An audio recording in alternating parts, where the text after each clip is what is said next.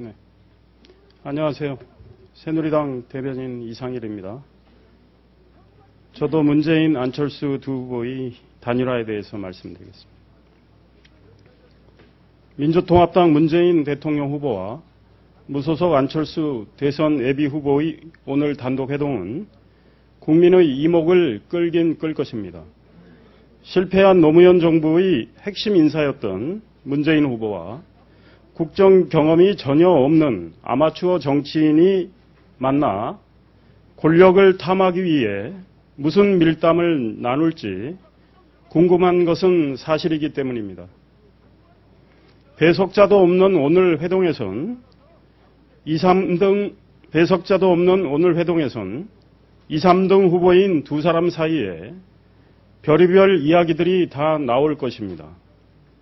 가치와 철학이 많이 다른 두 사람이 어떻게 해야 그럴듯한 포장으로 손님을 끌 수 있을지, 어떤 쇼를 연출해야 현명하고 냉철한 국민의 눈을 현혹할 수 있을지, 정권을 잡고 나서 장관직을 비롯한 수많은 높은 자리들을 어떻게 나눠 먹을 것인지 등에 대해 속내를 드러낼 것입니다. 그리고 지분을 어떻게 배분할지 등에 대해서도 밀약을 할 가능성도 있습니다. 문재인 후보와의 단일화 조건으로 민주당의 쇄신, 국민 동의를 강조하며 오는 10일까지는 정책 제시에 힘쓰겠다고 한 안철수 후보가 하루아침에 말을 바꿔 단일화를 하겠다고 한 이유는 뻔합니다. 출마를 선언한 지 50일이나 지났지만 국정 운영에 대한 명료한 청사진을 제시하지 못하는 바람에 지지율의 지속적인 하락이란 위기에 직면한 안철수 후보가 2판 4판씩 극약 처방으로 내놓은 게 단일화 카드이기 때문입니다. 안철수 후보는 단일화 이슈를 선점했다고 으쓱해 할지 모르겠지만 현명한 국민은 자기 입으로 자기가 한 말도 지키지 못한 안철수 후보의 원칙 없음과 나약함을 간파했을 것입니다. 국민은 또 위기 상황에서는 쉽게 꺾이는 안철수 후보의 진면목을 봤을 겁니다.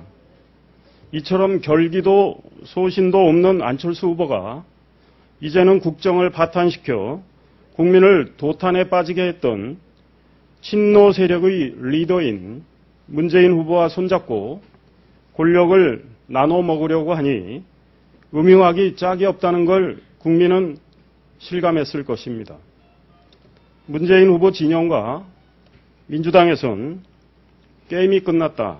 안철수 후보와의 대결에서 문재인 후보가 확실하게 승리할 것이라는 말들이 나오고 있습니다. 호남에서조차 지지율이 떨어지고 있는 안철수 후보가 다급하게 단일화 카드로 승부수를 띄웠지만 대세는 문재인 후보 쪽으로 기울었다는 게 민주당의 판단이라고 합니다.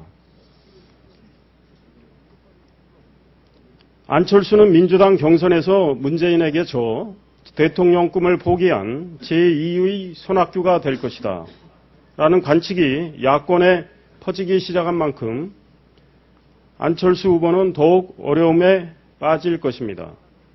결국 안철수 후보는 문재인 후보와 친노 세력의 권력력을 채우고 그래서 실패한 노무현 정권의 부활을 꾀하는 결국 안철수 후보는 문재인 후보와 친노 세력의 권력력을 채우고 그래서 실패한 노무현 정권의 부활을 꾀하는 데 쓰이는 불쏘시개가 되고 말 것이라는 게 일반적인 관측입니다. 친노 정권이 다시 들어설 경우 안철수 후보는 불쏘시개 역할을 한 대가로 권력과 자리의 일부를 챙기겠지만 머지않아 나눠먹은 권력도 친노 세력에게 빼앗기게 될 것입니다. 권력만을 탐한 세력 간 단일화가 종국에는 세력의 충돌과 권력 싸움을 촉발해 국정을 파탄내고 국민을 괴롭히고 만다는 점은 역사가 증명하는 바입니다. 현명한 국민은 문재인 안철수 단일화의 야합적 본질과 그것의 파탄적 귀결을 깨뚫고 있습니다.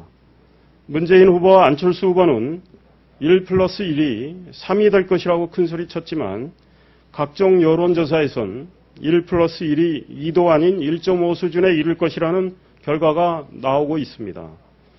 두 후보의 눈에는 국민이 아닌 권력만이 보인다는 것을 대다수 국민이 간파했기 때문에 이런 결과가 나오는 것 아니겠습니까? 국민은 앞으로도 두 후보가 어떤 페인트 모션으로 유권자를 속이려 하는지 날카로운 눈으로 주시하면서 합당한 심판을 내릴 것입니다. 감사합니다.